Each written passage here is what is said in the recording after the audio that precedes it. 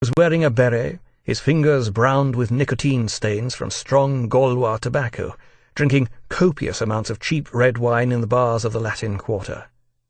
Although he duly carried out his light tutorial duties at the École, he appears to have mixed little with the students, among whom he might have encountered Jean-Paul Sartre and Simone de Beauvoir, who are currently the top philosophy students.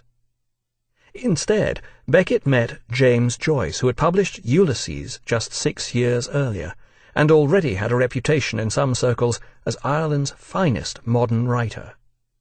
The brilliant and impressionable young Beckett was overwhelmed by the brilliant and manipulative Joyce, who soon had Beckett running errands and doing secretarial chores.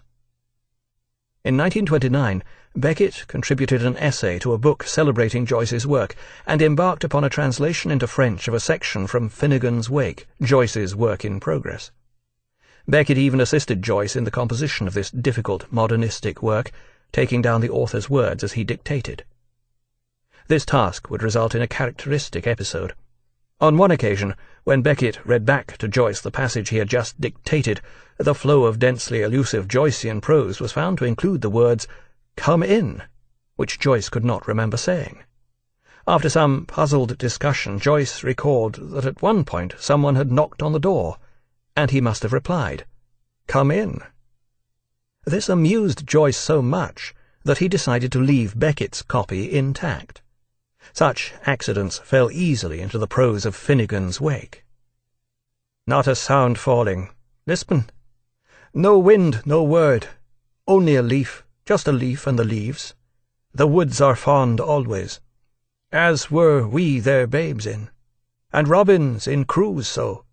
It is for me goold and wending, unless— Away, rise up, man of the hooths, you have slept so long, or is it only so misleems?"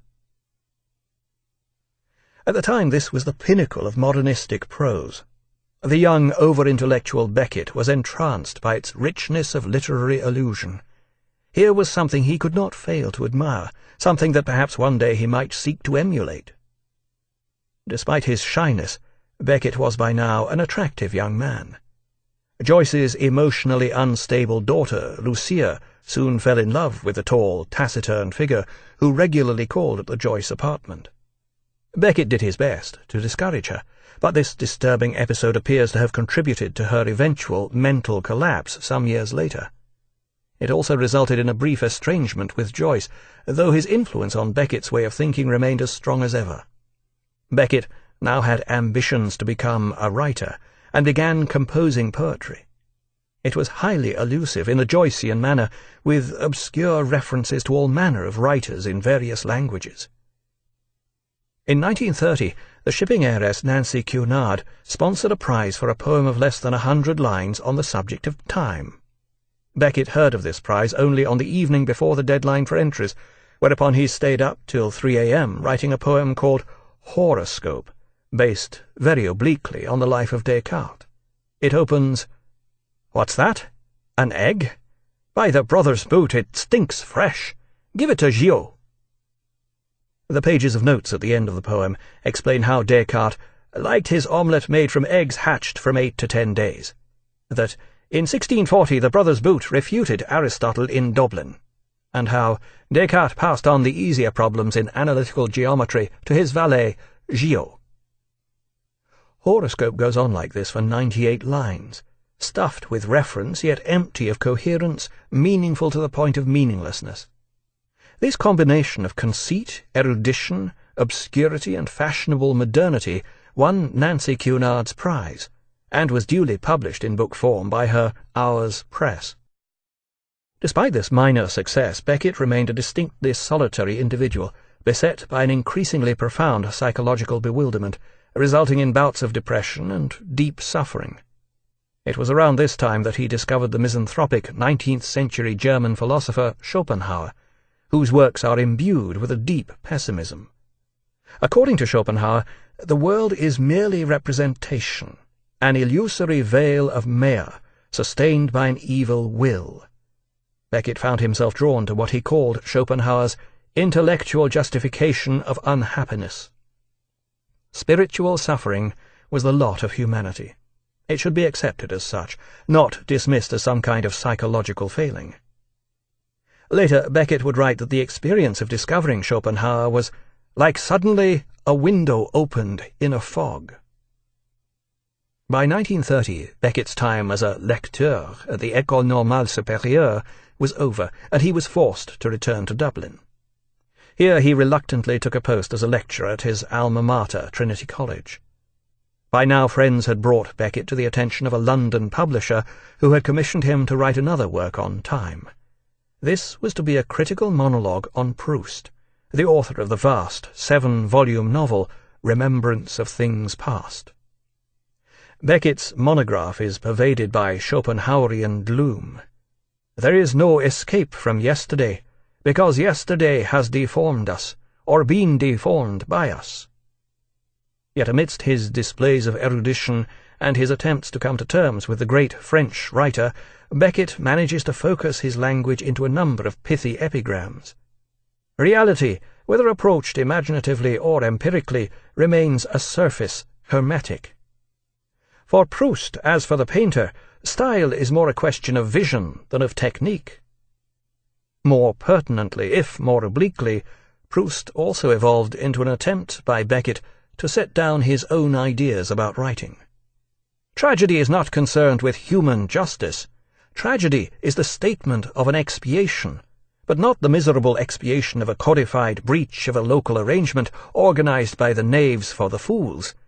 The tragic figure represents the expiation of original sin, of the original and eternal sin, the sin of having been born. After just 4 terms of teaching at Trinity College, Beckett found that he was unable to go on. Despite his deep academic knowledge, he knew that the world of academia was not for him. To the consternation of his parents and his supportive colleagues, he resigned. He was now 26 years old, increasingly beset by depression, and virtually incapable of holding down any kind of job. His mother nagged, his father bluffly tried to snap him out of it. He began drinking heavily. His parents gave him some money, and he returned to Paris, where he began writing a novel. This would eventually become A Dream of Fair to Middling Women. Its protagonist is a character called Belacqua, named after the character in Dante's Divine Comedy, who is sent to purgatory for the sin of sloth. The novel is loosely based on various incidents in Beckett's life, and Belacqua is recognizably Beckett himself. It consists of several episodes interspersed with occasional intellectual meanderings. In the end, Beckett himself was forced to admit that the novel was a failure, though he would eventually salvage one section as a short story called Dante and the Lobster. In its depiction of Belacqua's physical decrepitude and mental inconsistency, this story contains the first inkling of some of the themes that would come to fruition in Beckett's later work. There is also the occasional glimpse of Beckett's grim, farcical humour, as for instance in His aunt was in the garden tending whatever flowers die at that time of year. In 1933, Beckett's father died, leaving him a small but regular income, just enough for him to live on. He began a period of several months wandering about Europe, travelling through Germany and France, living in cheap lodgings, mooching about various cities and visiting art galleries. In between times he wrote a number of short stories and poems.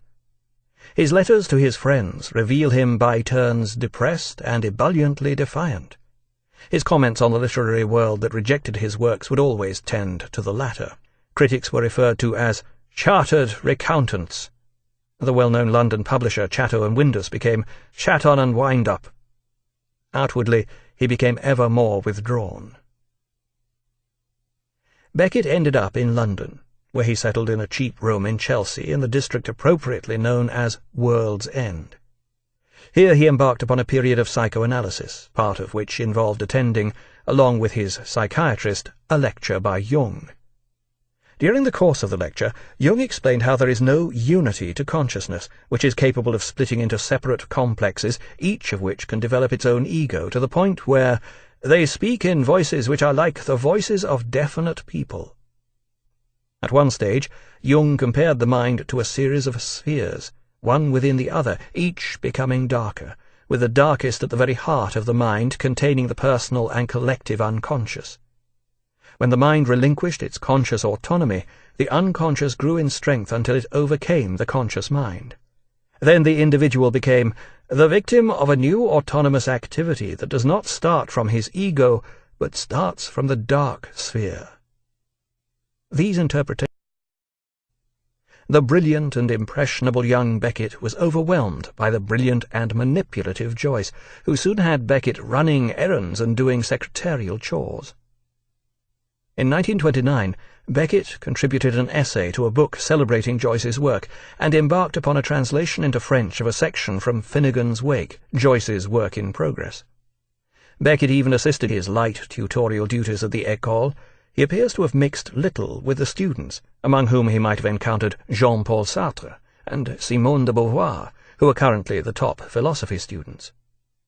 Instead, Beckett met James Joyce, who had published Ulysses just 6 years earlier, and already had a reputation in some circles as Ireland's finest modern writer. He was wearing a beret, his fingers browned with nicotine stains from strong Gaulois tobacco, drinking copious amounts of cheap red wine in the bars of the Latin Quarter. Although he duly carried out